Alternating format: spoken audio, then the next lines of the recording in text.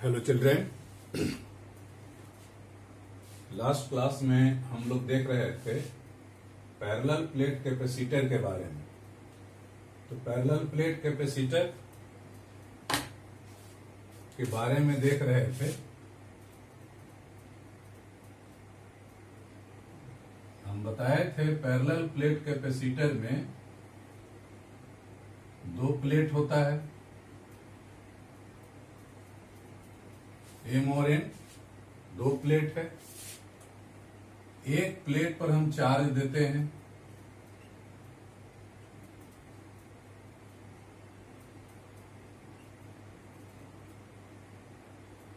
जिस प्लेट पर चार्ज देते हैं इसको हम लोग कहते हैं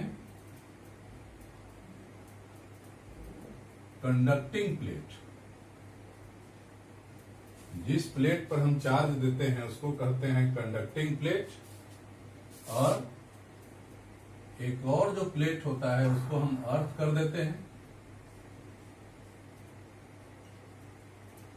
इसको अर्थिंग कहते हैं या ग्राउंडिंग कहते हैं।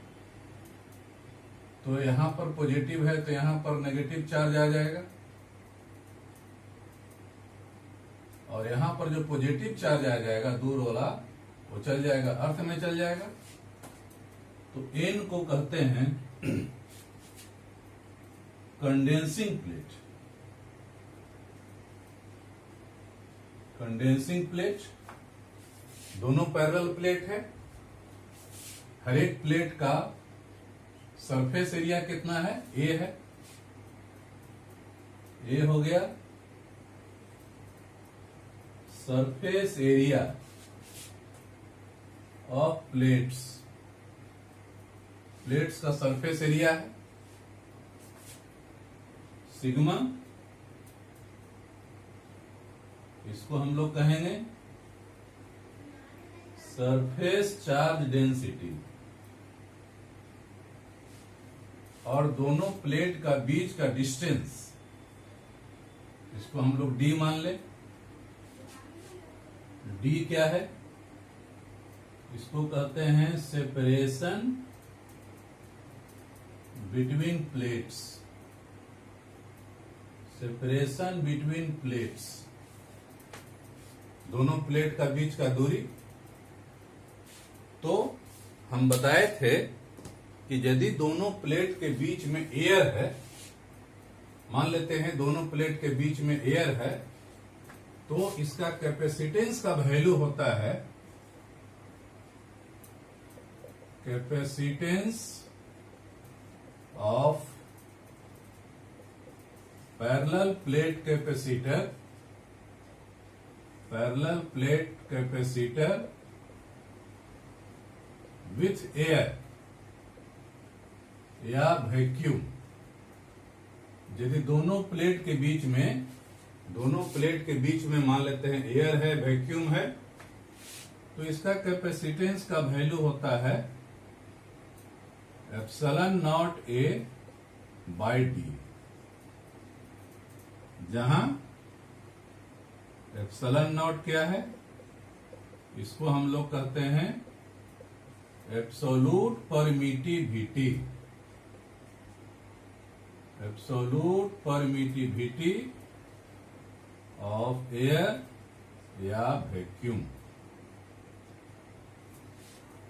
एब्सोल्यूट परमिटिविटी होगी। इतना तो हम इससे पहले वाले क्लास में भी बता चुके थे।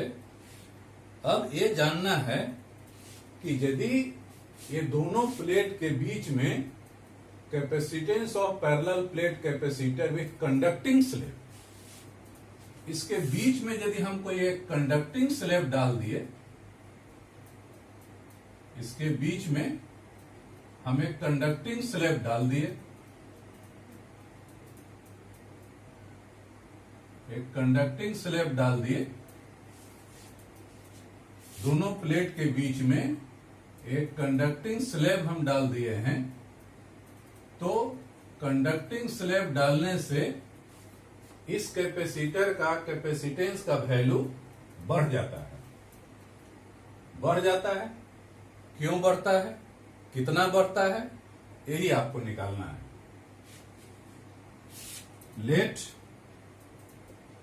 T thickness of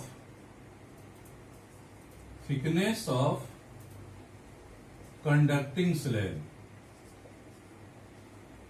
ये जो कंडक्टिंग स्लैब है उसका थिकनेस मान लेते हैं T है। थिकनेस कितना है? T है। तो कहता है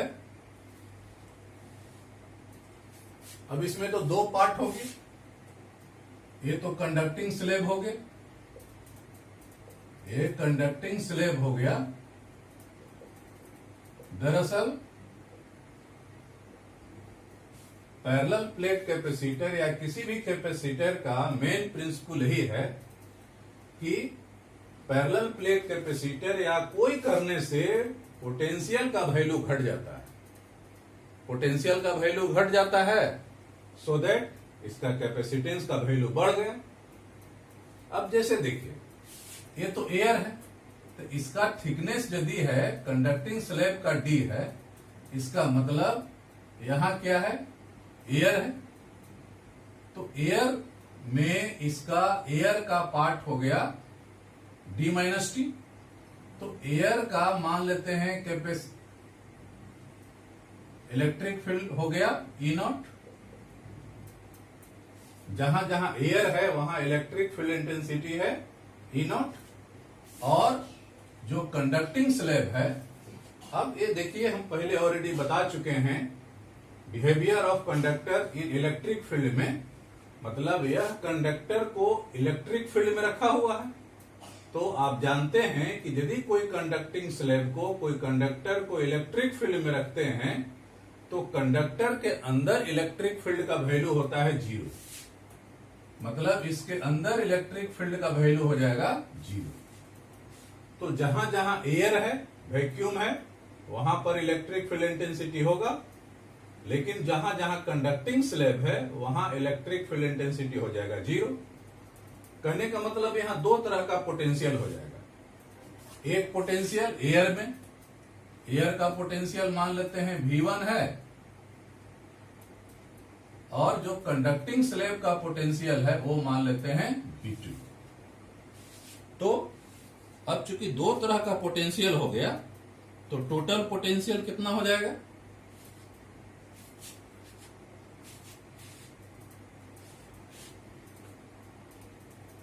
potential difference, potential difference across the plates, across the plate of capacitor। ये जो दो कैपेसिटर का जो दो प्लेट है, दोनों प्लेट के कैपेसिटर का बीच का पोटेंशियल, चूंकि मेन तो पोटेंशियल ही है, मेन तो पोटेंशियल ही है, चाहे पैरेलल प्लेट हो, चाहे उसके अंदर कोई कंडक्टिंग स्लैब हो, चाहे डाइलेक्ट्रिक स्लैब हो। ये स्लैब डालने से, एयर डालने से दरअसल पोटेंशियल का वैल्यू ही चेंज होता है। तो अब पोटेंशियल का वैल्यू कितना हो गया? तो एयर वाला हो गया V1, और जहां जहां कंडक्टिंग स्लैब है वो हम लिख दिए V2।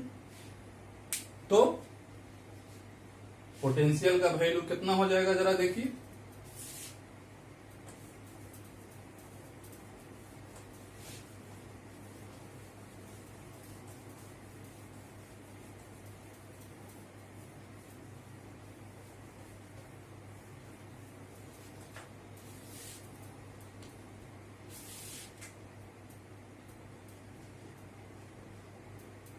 V का वैल्यू हो गया, जैसा कि हम बताए हैं,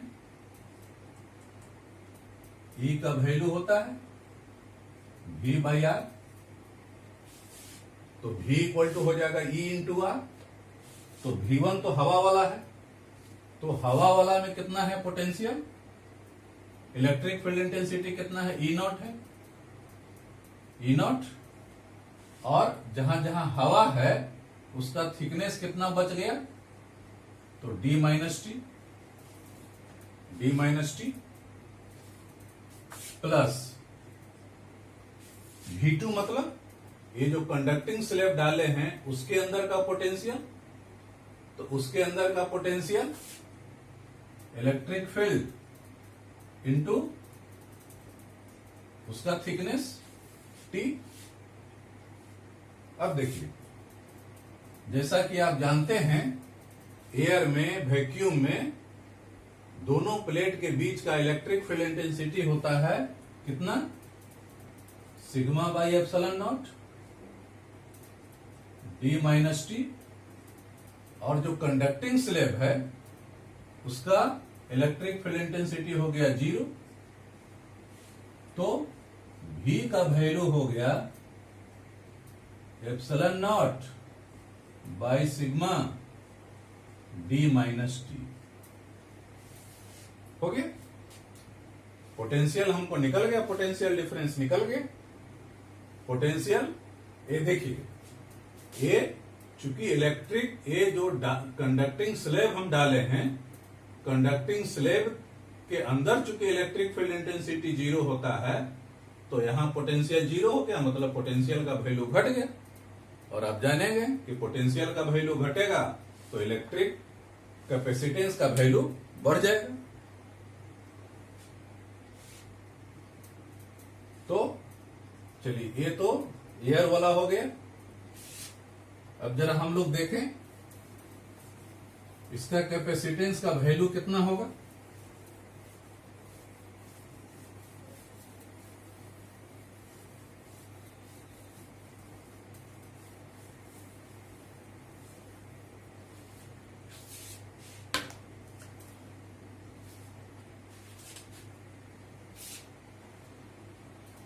Now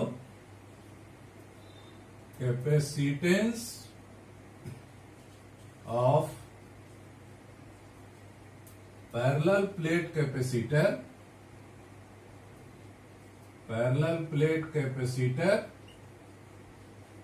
with conducting slab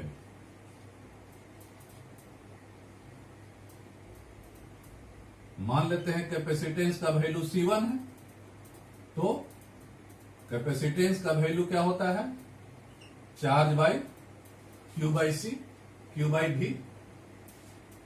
ये चार्ज का वैल्यू क्या होगा, चार्ज का वैल्यू, इसका सरफेस चार्ज डेंसिटी सिग्मा है, तो सिग्मा इक्वल टू होता है, चूंकि सिग्मा का वैल्यू क्या हो जाएगा, चार्ज इक्वल टू हो जाएगा sigma into surface area divided by V, sigma by epsilon naught D minus T. क्योंकि सिग्मा इक्वल टू होता है charge by area, sigma equal to surface charge density equal to हो गया charge by area. तो charge का value हो गया sigma into area, अब V का वैल्यू हो गया sigma by epsilon naught D minus T. अब जरा देखिए, ये सिग्मा सिग्मा तो कट गया, तो C1 का वैल्यू हो गया epsilon not A by D minus T. यही हो गया, या इसको हम लोग कह सकते हैं एप्सिलॉन नॉट A, यदि हम D कॉमन ले लेते हैं तो 1 माइनस टी बाई हो गया, epsilon not A by D 1 minus T minus T. ये तो हो गया, कैपेसिटेंस का वैल्यू हो गया। अब कैपेसिटेंस का वैल्यू तो हम निकाल लिए जब कोई कंडक्टिंग स्लैब डाले हैं तब। अब जरा देखें, ये वैल्यू जब एयर था भरा हुआ, उसके कंपेयर में ये वैल्यू बढ़ा या घटा, वैल्यू बढ़ा या घटा, तो आप कह सकते हैं सिंस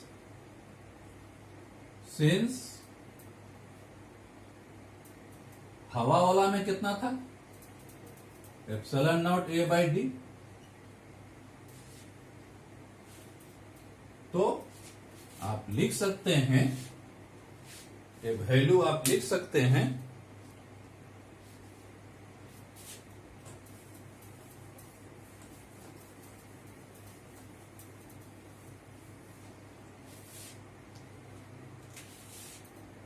सो ये C1 इक्वल टू हो गया, देखिए epsilon not A by D, तो ये हो गया C नॉट।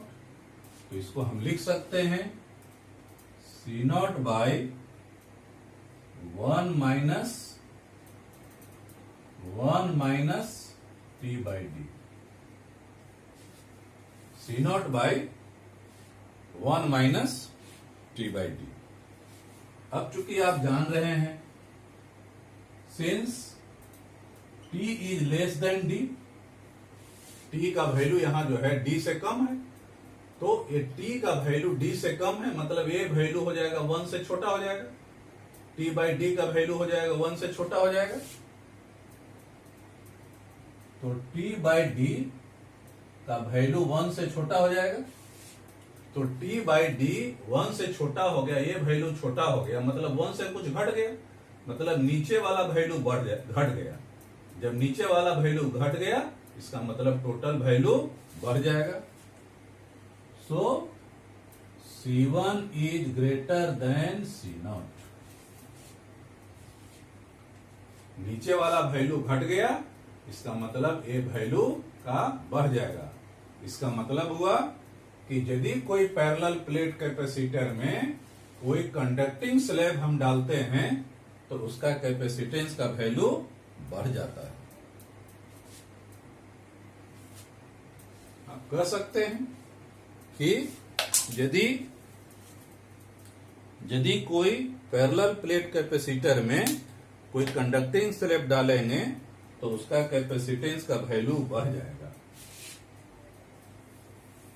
देखिए, लिख लीजिए।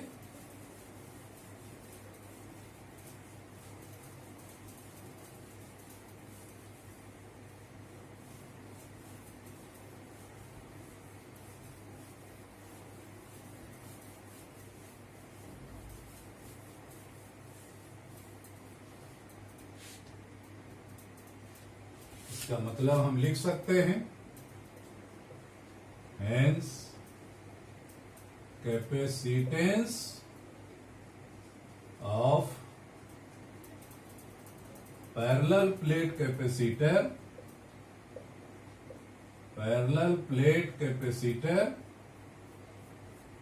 पैरेलल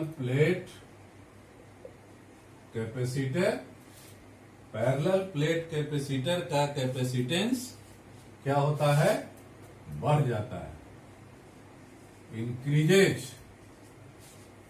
बढ़ जाता है, increases on introducing the conducting slab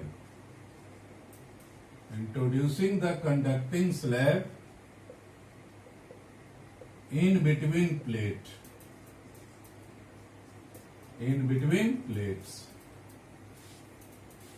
plates के बीच में यदि आप कोई कंडक्टिंग स्लैब डाल देते हैं तो कंडक्टिंग स्लैब डाल देने से पैरेलल प्लेट कैपेसिटर का कैपेसिटेंस का वैल्यू बढ़ जाता है। तो अब इतना तो हो गया कि हाँ, जब कोई हम पैरेलल प्लेट कैपेसिटर में कंडक्टिंग स्लैब डाल देंगे तो उसका कैपेसिटेंस का वैल्यू बढ़ जाएगा। अब कैपेसिटेंस का वैल्यू बढ़ जाएगा तो जरा हम लोग एक देखें कि पूरे के पूरे में हम डाल दें। एक स्पेशल केस देखिए, स्पेशल केस देखिए। एक parallel plate capacitor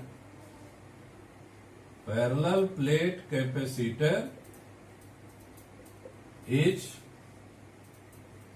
completely filled by conducting slab। क्या कह रहा है? यह जो पैरेलल प्लेट कैपेसिटर है पूरा का पूरा यदि हम डाल दें, इसमें कंडक्टिंग स्लैब डाल दें, पूरा का पूरा हम कंडक्टिंग स्लैब इसमें भर दें तो क्या होगा? सबसे पहली बात तो यह है कि दोनों प्लेट का बीच का डिस्टेंस कितना था d, और ये प्लेट के अंदर जो कंडक्टिंग स्लैब था उसका थिकनेस हो गया t। इसका मतलब ये भी t हो गया, इसका मतलब t और d का वैल्यू बराबर हो गया, that is t equal to हो गया d। तो t इक्वल टू d हो गया। तो जरा कैपेसिटेंस का वैल्यू देखिए, फॉर्मूला कितना है, C1 equal to C0 1 minus T by D. C0 1 minus दोनों वैल्यू बराबर हो गया, तो t माइनस डी ये दोनों बराबर हो गया तो 1 हो गया, 1 माइनस 1 0 हो गया, तो 1 माइनस 1 0 हो गया।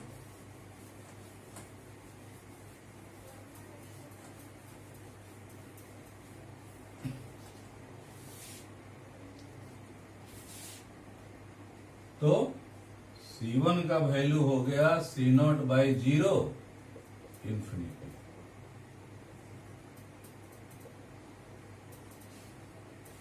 तब इसका कैपेसिटेंस का वैल्यू हो गया इंफिनिटी हो गया। तो आप बता सकते हैं कि यह इंफिनिटी क्यों हो गया? क्या कोई पैरेलल प्लेट कैपेसिटर का कैपेसिटेंस का वैल्यू इंफिनिटी हो सकता है? बिल्कुल हो सकता है। कैसे इंफिनिटी हो जाता है? देखिए क्या है भाई, सीधी सी बात है, कैपेसिटर है क्या, चार्ज को स्टोर करना है। अब यहां से हम चार्ज तो दे रहे हैं, यहां से चार्ज हम दे रहे हैं, ये चार्ज दे रहे हैं, क्या भरा हुआ है, कंडक्टिंग स्लैब भरा हुआ है। ये जो भी चार्ज देंगे, चार्ज यहां से आगे बढ़ेगा, अर्थ से होते हुए निकलते जाएगा। चार्ज देते जाएंगे कलेक्टिंग प्लेट पर चार्ज देते जाएंगे, चार्ज देते जाएंगे, कंडेंसिंग प्लेट होते हुए अर्थ में चलते जाएगा। मतलब कितना चार्ज स्टोर हो सकता है? इनफाइनाइट चार्ज स्टोर हो सकता है। जितना भी चार्ज देंगे अर्थ में चल जाएगा सब। मतलब कह सकते हैं कैपेसिटर में पूरा का पूरा चार्ज स्टोर हो जा रहा है या सब अर्थ में चल जा रहा है। इस तरह इसका कैपेसिटेंस का वैल्यू इंफिनिटी हो गया।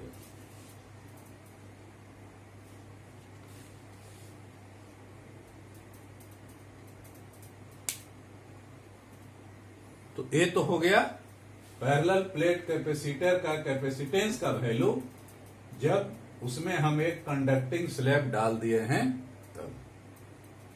नेक्स्ट हम लोग देखेंगे कि पैरेलल प्लेट कैपेसिटर को बीच में, दोनों प्लेट के बीच में यदि कोई हम डाई इलेक्ट्रिक स्लैब डालें, कोई एक डाई इलेक्ट्रिक स्लैब डाले तो उसका कैपेसिटेंस का वैल्यू क्या होता है, जो कि बहुत ही इंपॉर्टेंट है। तो ठीक है, नेक्स्ट क्लास में